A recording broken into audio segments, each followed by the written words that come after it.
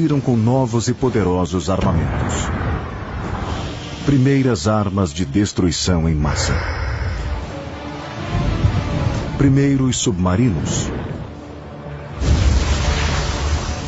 Primeiros ataques aéreos. E os primeiros tanques. Isso tudo definiria a guerra moderna.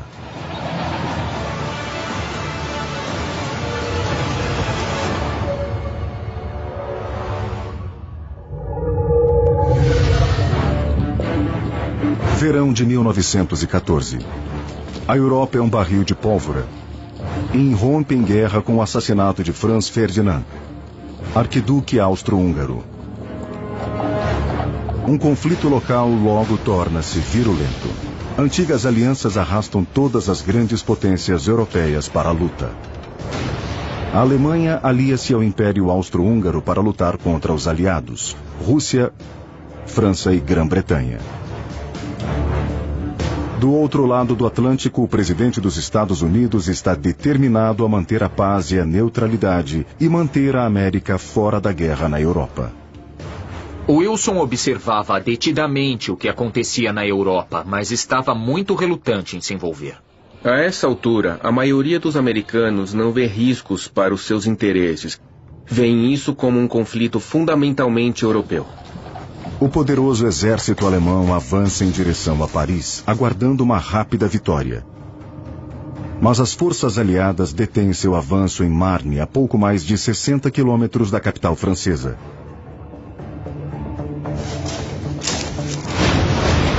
Ambos os lados estão equipados com armas modernas e poderosas, artilharia de disparo rápido, metralhadoras e fuzis carregados com cartuchos. As tropas em campo aberto são alvos fáceis e são prontamente abatidas. Por isso cavam obtendo abrigo com um elaborado sistema de trincheiras. Fortificadas com arame farpado e artilharia pesada, suas linhas de defesa são quase impenetráveis. Mas os comandantes continuam a enviar onda após onda de tropas em ataque pela terra de ninguém. É o impasse da guerra de trincheiras. Nenhum exército pode avançar. Tropas são massacradas. Ambos os lados estão desesperados para invadir as trincheiras do inimigo. E o único modo que conhecem de conseguir isso é apenas enviando enorme quantidade de homens para o ataque. Basicamente correndo em direção ao outro lado, disparando e esperando que, se bastante deles avançarem, muitos atravessarão e dominarão o outro lado. Mas mesmo os generais, ao fazerem isso, sabem que a vasta maioria dos homens que enviam para o ataque vai morrer. Não há espaço para contornar. Tem que se montar um ataque frontal. Mas contra uma metralhadora capaz de fazer 600 disparos por minuto, é um desastre. As perdas são descomunais. 500 mil de homens mortos só nos primeiros 5 meses. E qualquer avanço é minúsculo e quase sempre perdido na batalha seguinte. Ambos os lados acreditavam que a guerra terminaria por volta do Natal. Mas o que de fato aconteceu foi que logo se tornou um atoleiro ao norte da França, em que os dois lados confrontavam um ao outro por cerca de 560 quilômetros de sistemas de trincheiras. As condições das tropas eram miseráveis. Se tivessem sorte, bunkers temporários ofereciam pouco abrigo, mas a maioria ficava completamente desprotegida, molhados, congelados, imundos e expostos a constante fogo de artilharia. Viver nas trincheiras para os soldados era uma experiência horrível. O fronte ocidental é conhecido pelo seu clima frio e úmido. Muita chuva, muita lama. Era difícil de obter comida quente, era difícil de se lavar. Havia vermes, havia ratos. Cobrindo a luta no fronte ocidental, o correspondente de guerra britânico Ernest Swinton testemunhou a carnificina da guerra de trincheiras em primeira mão. Os ataques suicidas inspiraram uma das inovações militares de virada de jogo do século XX. Fiquei quebrando a cabeça para descobrir um antídoto.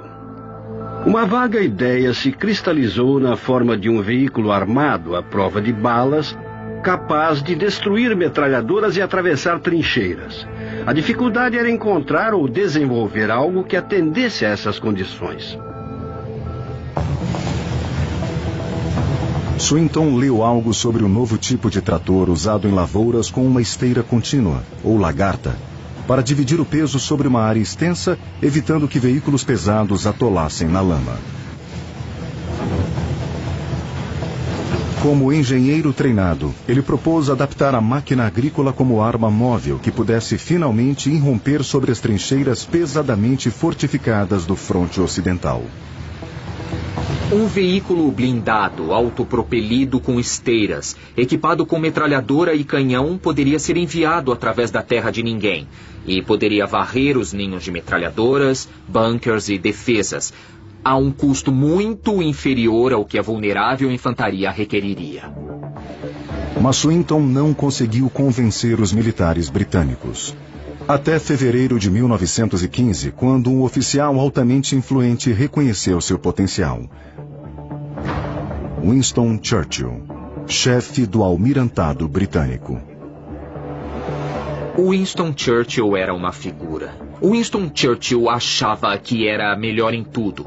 E às vezes ele estava completamente errado, mas outras vezes ele acertava. E os tanques foram uma dessas vezes. Churchill os chamou de navios de terra e alocou o equivalente a 10 milhões de dólares de hoje para desenvolver a nova arma revolucionária. Trabalhando em completo segredo, os engenheiros britânicos William Triton e Walter Wilson passaram 3 meses desenvolvendo o protótipo do veículo blindado para atravessar terreno difícil e trincheiras de 1,5 metros de largura.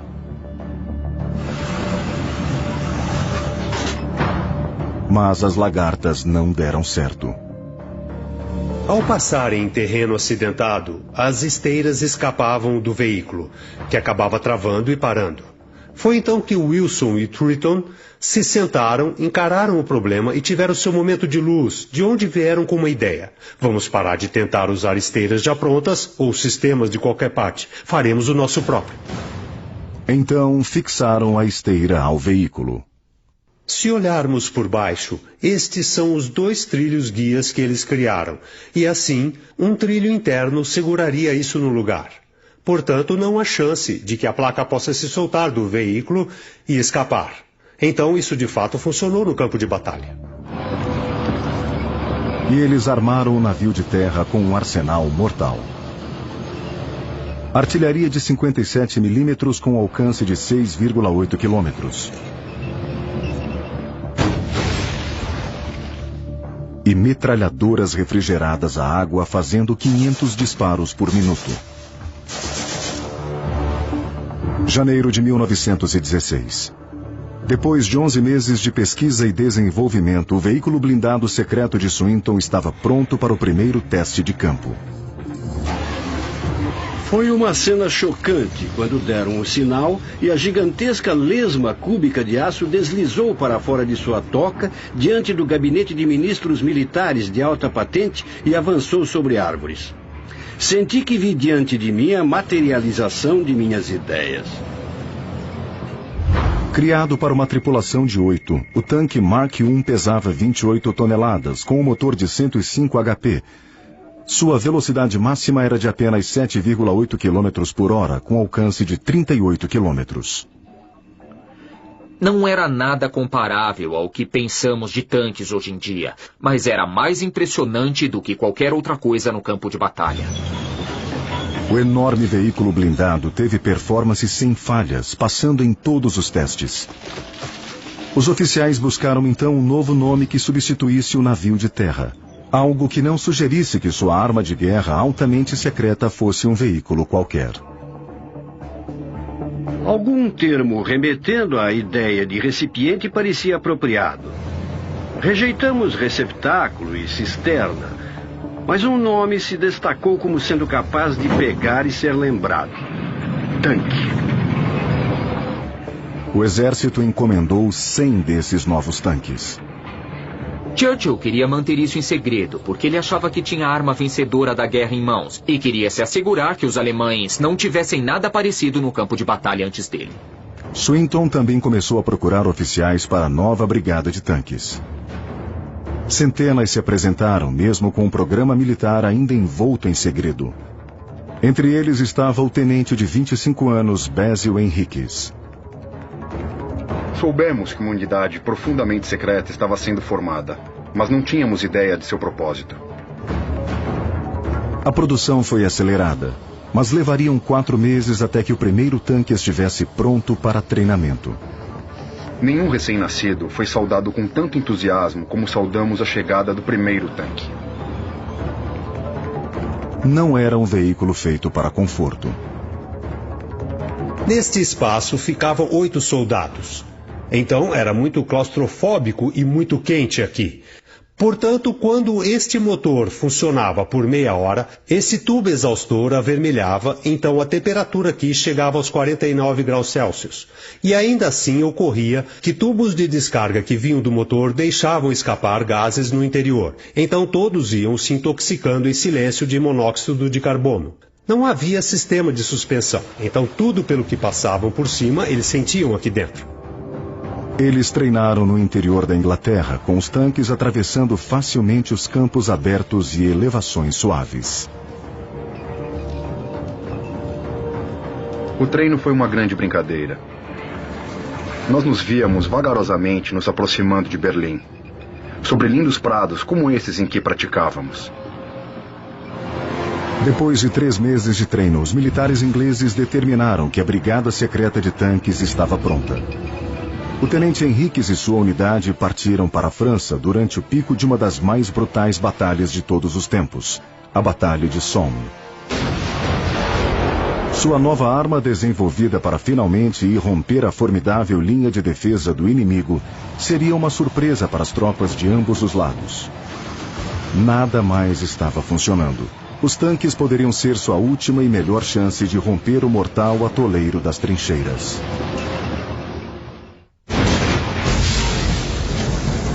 1º de julho de 1916. Quase 2 anos depois de iniciada a guerra, nenhum dos exércitos estava avançando, enquanto as baixas já chegavam aos milhões. Para romper a linha defensiva alemã, os ingleses montaram um assalto massivo. 200.000 homens ao longo de 36 quilômetros do fronte. A maior ofensiva de guerra até então. A Batalha de Somme. Sua meta: aliviar a pressão sobre tropas francesas que mal se mantinham contra o brutal ataque alemão em Verdun. Entretanto, Somme foi um massacre. O primeiro dia de Somme foi o mais catastrófico na história do exército britânico.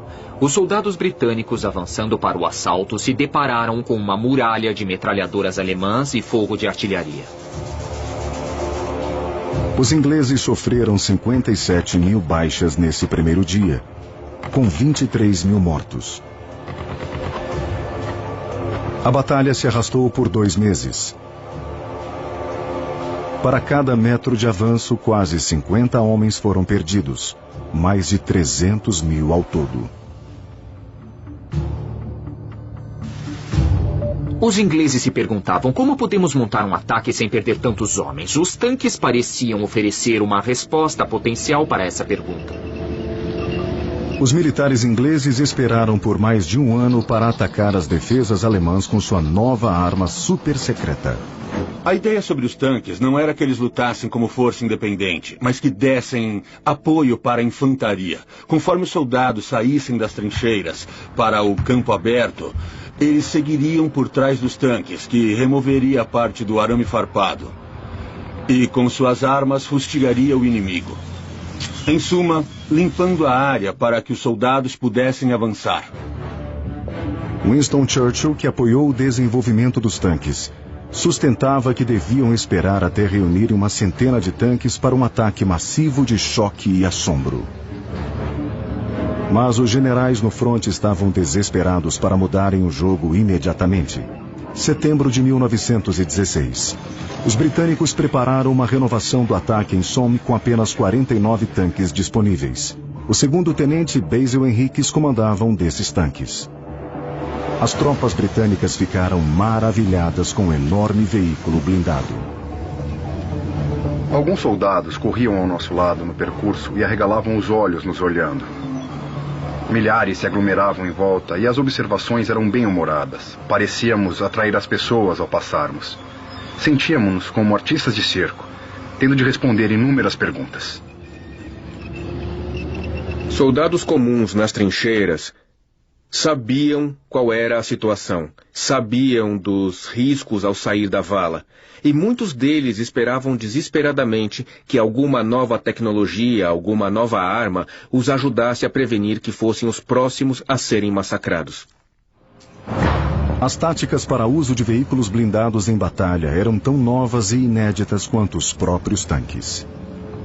Quando o exército britânico tentou elaborar uma doutrina para os tanques atuarem nas batalhas, não tinha a menor ideia. Ninguém tinha feito isso antes. Intenso bombardeio de artilharia mascarava o rugido dos 49 tanques posicionados ao longo de 6,5 km da linha em oposição à aldeia de Flers, tomada pelos alemães. Depois de 100 metros, George parou com problemas no motor. Depois avançou outros 100 metros e parou novamente. Então, de uma vez, ele voltou e reportou que estava fora de ação e que eu deveria seguir sozinho. Falhas de motor detiveram 17 tanques antes mesmo da batalha começar. O veículo ainda era pouco confiável. Tendemos a pensar neles como carros de família, mas não é só subir neles e sair guiando. Eles precisavam de muita manutenção para rodar pouco. Estávamos lidando com máquinas e tecnologias nos limites de suas capacidades. Usavam motores de ônibus neles. 15 de setembro de 1916, às 6h20 da manhã. Soou o sinal de ataque e a batalha começou. Mas 7 tanques não ligaram. 25 restantes avançaram pela terra de ninguém a quase 5 km por hora. Mas o terreno não era nada parecido com os campos ingleses, onde foi dado o treinamento. Havia buracos de morteiros chamados de cramps. Esses buracos no chão estavam cheios de cavalos e homens mortos, sobre os quais teriam de avançar. As fotos de reconhecimento aéreo da época revelam a total devastação depois de 2 meses de luta e milhões de morteiros. Era um cenário lunar, coberto de enormes crateras que os tanques não conseguiam cruzar. Era como um inferno. Um mar tempestuoso feito de buracos de morteiros, de que tinha adiantado todo o treinamento nos campos planos da Inglaterra. Tanque após tanque acabam atolando nas crateras. O ataque está se desmantelando rápido. O progresso é agonizantemente lento, com os tanques avançando contra a massiva barragem de artilharia, em direção a seu objetivo, a aldeia fortificada de Flers. As tripulações dos tanques ainda contavam com uma grande vantagem: o elemento surpresa. As tropas alemãs não tinham ideia do que vinha contra eles. Era um peculiar ruído de raspagem e moagem, vindo de um motor de algum tipo. Nunca tínhamos ouvido nada parecido, tão sinistro e inexplicável. O que as forças alemãs viram depois era algo saído da ficção científica. A gente olhava e olhava, sem conseguir mover os membros. O grande monstro se aproximando devagar, mas sempre avançando. Alguém então gritou: "O diabo está vindo!" Muitos soldados alemães entram em pânico e fogem de suas posições. Os demais atiram tudo o que têm sobre os tanques que se aproximam. Durante todo o tempo, mantive a aba dianteira aberta, porque a visibilidade era muito restrita caso estivesse fechada.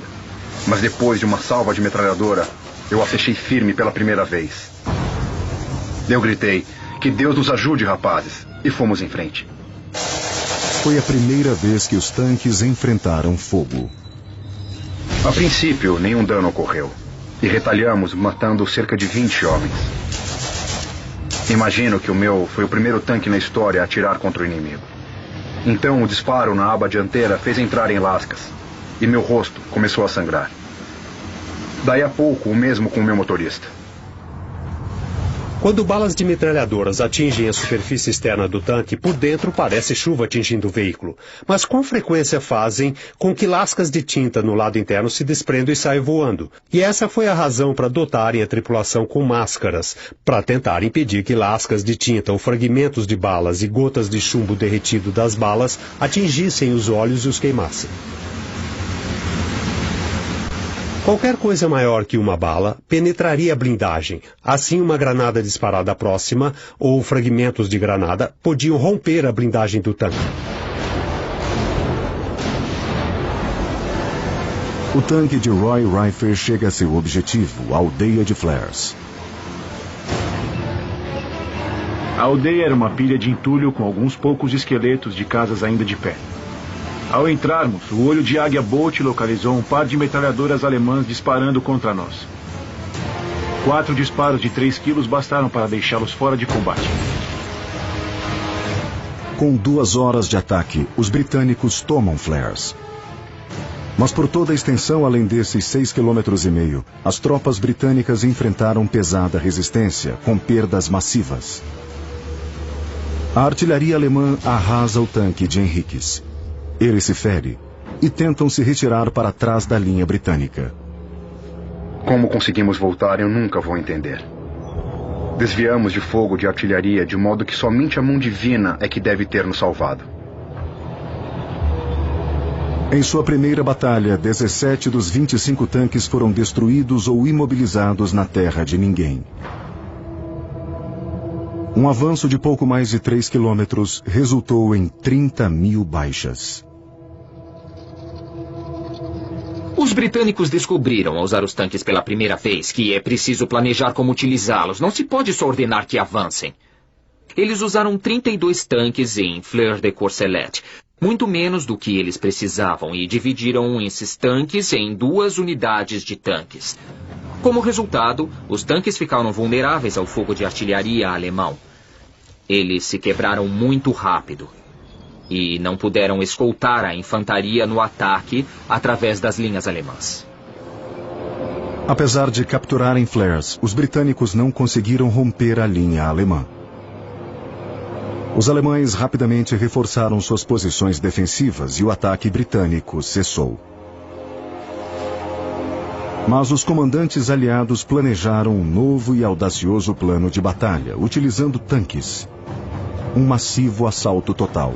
Não com dúzias de tanques, mas com centenas. Impacto em uma das mais horrendas batalhas na história. Morreram mais de 100.000 apenas em julho na Batalha de Somme. O governo precisava desesperadamente levantar o moral do público e divulga a história que a primeira batalha de tanques foi um grande triunfo. Janeiro de 1917. Filmes de propaganda chegam aos cinemas retratando o tanque como uma máquina maravilhosa. Toda vez que o mastodonte blindado aparece na tela, a plateia comemora.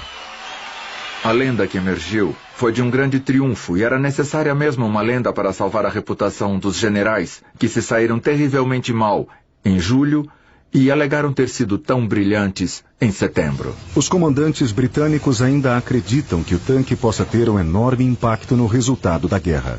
Seu primeiro uso passou e foi um fiasco, mas certamente lá dentro dessa caixa metálica ambulante capaz de proteger sua tripulação e disparar com seu próprio poder de fogo, havia um modo de romper o fronte ocidental para sempre. Os militares encomendam mais 1.000 tanques. Foi uma aposta dos britânicos investir em tanques como fizeram depois da batalha inicial. 6 fabricantes britânicos mudaram suas fábricas. Em vez de produzirem navios de guerra e armas, fariam tanques. Logo estavam entregando 250 ao mês, cada um custando o equivalente hoje a $500 milhão. Mas se passariam muitos meses antes que a nova força de tanques estivesse pronta para a ação. Abril de 1917. Quase 3 anos de guerra e os mortos chegavam aos 3 milhões. Depois de repetidos ataques de U-boats contra navios americanos no Atlântico, o presidente Wilson vai ao Congresso para uma declaração formal de guerra. Mas os aliados não podem esperar nenhuma ajuda efetiva das forças dos Estados Unidos por vários meses. Os militares americanos não estavam prontos para lutar. O exército teria de recrutar centenas de milhares de jovens americanos, treiná-los, equipá-los e só então embarcá-los para a Europa. Em junho, os britânicos lançam uma nova ofensiva massiva. A terceira batalha de Ypres começou. As pesadas chuvas de verão transformam os campos de batalha em mares de lama. Outro massacre com mais de 200 mil baixas em ambos os lados. Pequenos grupos de tanques avançam pela terra de ninguém para suportar a infantaria, mas não tiveram chances no gigantesco lamaçal. Enviaram tanques para a lama, para lutar neste lamaçal onde simplesmente afundavam na lama. Quase que desapareciam. Os generais alemães não se impressionaram com a nova arma britânica. As defesas contra os tanques não foram priorizadas. Os alemães nunca adotaram de fato o tanque. Eles fabricaram uns 2 modelos diferentes, mas nunca os usaram efetivamente como tática ofensiva. Depois de repetidas falhas em campos de batalha, os militares britânicos defendem o cancelamento de todo o programa. Mas um grupo de jovens oficiais permanece como ferrenhos defensores dos tanques, insistindo que podem virar o jogo, mas apenas se usados de maneira radicalmente diferente. Eles elaboram um novo plano de batalha, usar os tanques apenas em terreno adequado e apenas em ataques em massa. Julho de 1917. Os britânicos criam a primeira unidade dedicada a blindados no mundo, o Corpo de Tanques, comandado pelo brigadeiro Hugh Ellis, de 37 anos de idade. Ellis e os estrategistas militares identificam o local perfeito para o primeiro ataque em massa de tanques, próximo a Cambrai, cidade ao norte da França. Os aliados decidiram que este seria o possível ponto da virada. E pensaram que o terreno era seco o bastante e que os tanques seriam capazes de fazer a diferença e não se atolarem como aconteceu nas batalhas anteriores. Mas Cambrai situava-se na nova posição maciçamente defendida pelos alemães, a linha Hindenburg. A linha Hindenburg era um sistema de defesa fantasticamente bem preparado, com massivos cinturões de arame farpado. Concreto bem profundo, à prova de morteiros. E eles construíram nessa extraordinária posição defensiva aparatos deliberados para deter tanques. Fossos, morteiros enterrados que funcionavam como minas terrestres e pedaços de trilhos ferroviários na vertical que podiam rasgar o fundo deles. Mas eles preparam um novo plano de batalha para Cambrai. Em vez de enviar tanques individualmente para a batalha com suas unidades de infantaria, enviariam formações maciças de tanques contra as defesas alemãs, algo como a Blitzkrieg antes da Segunda Grande Guerra.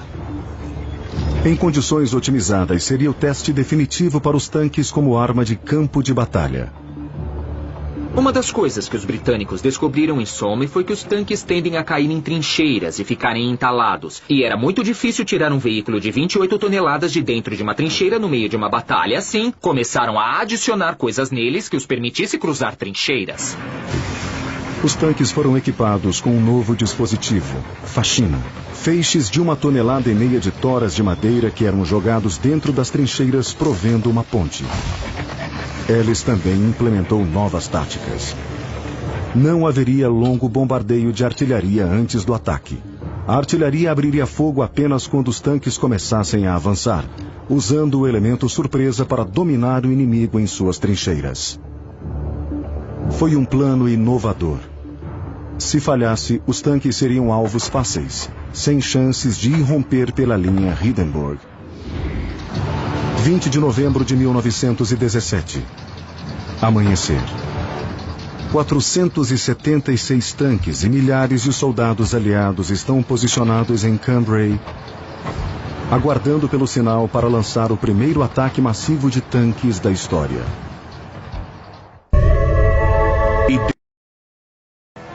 Mais de 3 anos de guerra. Na Rússia, o novo governo revolucionário assina um cessar-fogo com a Alemanha, liberando 500 mil de soldados alemães para juntarem-se na luta contra os aliados na Bélgica e França. Enquanto por todo o fronte ocidental, o terrível impasse e a carnificina prosseguem. Os aliados precisam desesperadamente de uma vitória que mude o curso da guerra.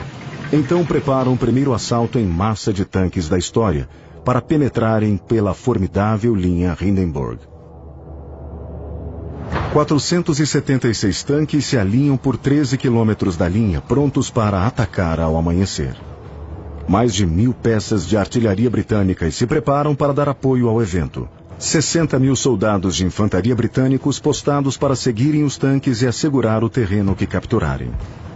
Ouvimos o som dos motores dos tanques se aquecendo. Os primeiros raios do amanhecer começavam a aparecer enquanto aguardávamos pelo grande disparo que se ouviria por trás de nós ao final da contagem regressiva. Finalmente, o oficial começou a contagem. Hora zero, 6 da manhã. O ataque começa. Ferido em Somme, Basil Henriques é agora um observador do quartel-general britânico. Forcei as vistas para ver os tanques. Finalmente pude distinguir suas formas desajeitadas. Monstros alinhados.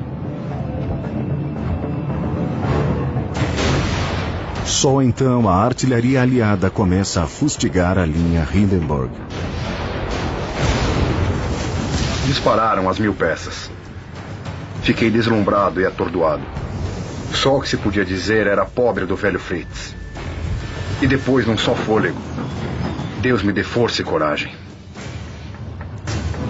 Diferentemente do campo de batalha repleto de crateras em Somme, os tanques avançam sem obstruções pelos verdes campos de Cambrai. Podiam ver as torres da igreja, podiam ver a colheita do outono não recolhida, os fazendeiros tinham partido, podiam ver campos de trigo. Era a verdejante França Virgem.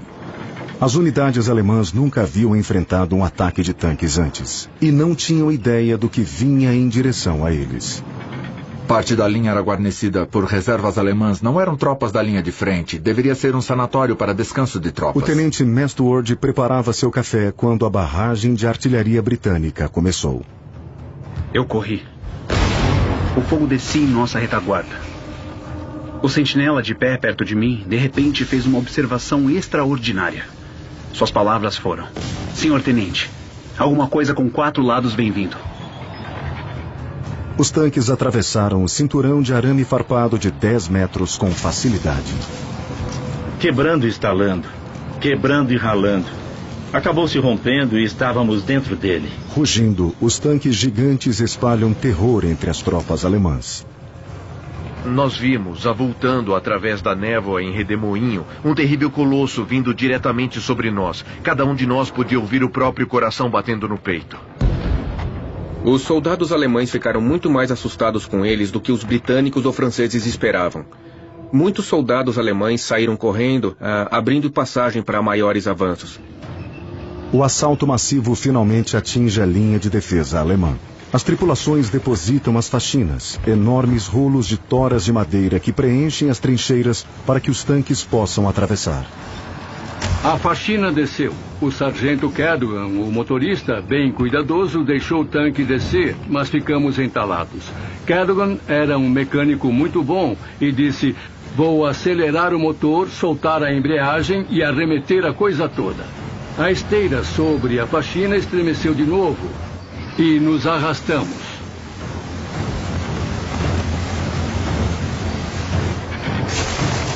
Uma segunda e até mesmo uma terceira trincheira enorme foram negociadas com sucesso. Estávamos disparando nas linhas inimigas com grande efeito. O barulho era impressionante. O matraquear da arma do Lewis, a caixa de cartuchos vazia caindo no chão do tanque. Pela primeira vez, as forças aliadas atravessam a linha Hindenburg. O inimigo está cambaleante, enquanto os tanques continuam avançando para Cambrai. Eles foram completamente tomados pela surpresa e corriam por toda parte com as mãos para cima.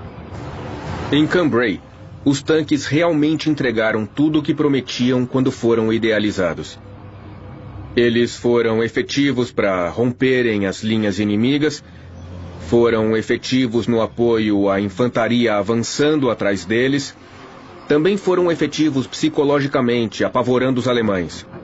E também não se quebraram nessa ocasião. Os britânicos aprisionaram 8.000 soldados alemães. Foi o melhor dia para os aliados até então. Dessa vez, os tanques realmente mostraram o que podiam fazer no campo de batalha, numa escala e com a preparação e da maneira que eles realmente queriam. Eles estavam realmente tendo a oportunidade de mostrar do que os tanques eram capazes. O atirador de metralhadora George Coppard segue na primeira leva de infantaria seguindo atrás dos tanques. Pela primeira vez na Primeira Grande Guerra, soldados da infantaria não eram apenas alvo de canhão. Era uma visão alentadora. E foi maravilhoso saber que os tanques suportaram o peso do ataque e não nós. Fomos avançando em terreno inimigo de uma maneira que nunca seria possível sem a ajuda dos nossos tanques. A infantaria seguia assobiando, rifles nos ombros. E naqueles primeiros gloriosos minutos estava indo tudo incrivelmente bem. Tínhamos então uns 11 quilômetros para chegar até Cambrai. Para mim parecia que chegaríamos na hora do almoço. Mas a batalha por Cambrai estava longe de terminar. O tanque líder se aproxima do divisor Flesquier, um comando estratégico elevado que observa toda a área. É tudo que se antepõe ao decisivo avanço aliado. Mas as forças de assalto não têm ideia que avançam na direção de uma das poucas unidades alemãs treinadas para repelir um ataque de tanques. 20 de novembro de 1917. No primeiro ataque em massa de tanques na história, 400 veículos blindados avançam 3,5 km, se aproximando de uma das localizações estratégicas críticas da guerra, o divisor Flesquier e a cidade francesa de Cambrai, um quartel-general-chave do fronte ocidental. Até então, a maioria dos líderes militares alemães não levava a sério os tanques e descartava a ameaça que sugeriam. Com exceção do tenente-general Freiherr von Walter, um comandante de campo alemão que treinou tropas para repelir um ataque de tanques. O oficial de artilharia tenente Yakubashi prepara sua arma de 77 mm assim que os tanques chegam ao alcance. De repente apareceram tanques em nosso fronte. Ordenei que mirassem a 700 metros e com o nosso terceiro tiro destruímos um tanque. Havia um poço com uma arma de 7,7 centímetros, com uma equipe que não fugia. E eles atiravam e atiravam e atiravam. E os tanques que surgiam na crista do morro, a arma os acertava, e em poucos minutos estavam todos em chamas. Um tanque à nossa direita recebeu um disparo direto e se incendiou. Vi apenas um homem sair pela porta. O tanque à nossa esquerda também foi atingido, mas não vi ninguém sair dele. As tropas de von Walter destruíram 28 tanques e detiveram o assalto britânico em curso. Muitas tripulações de tanques tiveram de escapar dos veículos em chamas. Você tinha de sair de seu tanque bem depressa, por uma porta minúscula que descreveram como um forno de bruxas. Você podia queimar lá dentro. Ou podia sair e encarar metralhadoras varrendo o campo, com o inimigo disparando. Mas a divisão de von Walter pode apenas deter o massivo ataque. Os aliados flanquearam as posições alemãs de ambos os lados do divisor Flesquier e os forçou a abandonar um dos locais mais estratégicos do fronte ocidental. Em Cambrai, o corpo de tanques liderou um dos maiores sucessos dos aliados até então, avançando 8 quilômetros em um único dia. As baixas aliadas foram pequenas. Os tanques tinham conseguido o que antes se achava impossível. Aí estava uma combinação de tecnologia e táticas brilhantemente expostas, que mostrou que a linha Hindenburg era um tigre de papel, podia ser atravessada. Cambrai foi um tremendo sucesso para as tripulações de tanques. Mostraram o que se podia fazer com esse novo veículo blindado. Quando as notícias do sucesso dos tanques chegou à Grã-Bretanha, o povo festejou. Sinos de igrejas tocaram por todo o país. A Grã-Bretanha celebrava a vitória em Cambrai. 3 anos depois de Ernest Swinton idealizar um veículo blindado, ele viu sua invenção cumprir o que prometia. Finalmente, nosso terrível inimigo, a metralhadora alemã, foi vencida. Telegrafei meus parabéns ao corpo de tanques. A resposta: todas as patentes saúdam seu invento. É um de meus mais estimados bens. Reforços alemães acabaram contendo o avanço aliado. Mas Cambrai foi um divisor de águas para os tanques. O tanque teve enorme impacto na guerra, mas por si só não foi a arma que ganhou a guerra. Mas foi parte da combinação de força de armas, tanques, infantaria, artilharia e poderio aéreo. Foi o modelo que ingleses e franceses usaram em 1918 para sobrepujar as defesas alemãs e finalmente forçá-los a pedir o armistício. O vitorioso avanço final dos aliados na guerra foi encabeçado por centenas de tanques e apoiado por 500 mil novos combatentes americanos. No armistício, em novembro de 1918, a Inglaterra havia produzido 2.500 tanques. A Alemanha, que ignorou o tanque por quase toda a guerra, produziu apenas 20. Mas 21 anos depois, na Segunda Grande Guerra, foram os alemães que surgiram como mestres dos tanques nos campos de batalha. Depois do fim da Primeira Grande Guerra, os militares alemães tentaram arduamente imaginar como evitar o mesmo tipo de impasse que encontraram de 1914 a 1918. E viram a solução na arma que negligenciaram durante a Primeira Grande Guerra, o tanque. Os alemães desenvolveram tanques com velocidade e alcance melhorados e comunicações por rádio e os colocaram como peça central em seu novo plano de batalha, a Blitzkrieg. Em 1940, os tanques desempenharam um enorme papel quando as forças alemãs dominaram a França em apenas 6 semanas e avançaram quase 1.000 quilômetros na União Soviética no ano seguinte. Mas não foram só os alemães que aprenderam com o sucesso dos ingleses com os tanques na Primeira Grande Guerra. Havia observadores militares americanos em Cambrai durante a batalha. E eles ficaram muito impressionados com o que viram. Dentre esses observadores estava um jovem major chamado George Patton, que seria mais tarde, durante a Segunda Grande Guerra, o verdadeiro pai dos tanques de guerra americanos. A Primeira Grande Guerra foi um ponto de inflexão na história militar.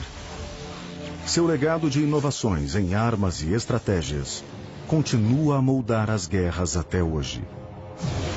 As tecnologias que eles desenvolveram, como aviões, tanques, submarinos e armas químicas, foram todas usadas pela primeira vez. Avançaram pela primeira vez. Foram organizadas pela primeira vez, de modo a lançar as bases não só para a Segunda Grande Guerra, como para futuras guerras. E não só para o moderno campo de batalha, mas para campos de batalha no futuro. Inicialmente idealizado para combater a carnificina nas trincheiras, os tanques permanecem como arma de guerra decisiva e componente-chave de todos os exércitos modernos. Seu desenho básico continua quase inalterado. O americano Abrams M1, o mais avançado tanque já construído, desempenhou um papel decisivo quando a coalizão de forças derrotou o Iraque na Guerra do Golfo em 1991. Hoje há mais de 100 mil tanques por todo o globo. Ele surgiu nos campos de batalha da Primeira Grande Guerra, quando os primeiros veículos blindados roncaram pela terra de ninguém entre as trincheiras, há quase 100 anos.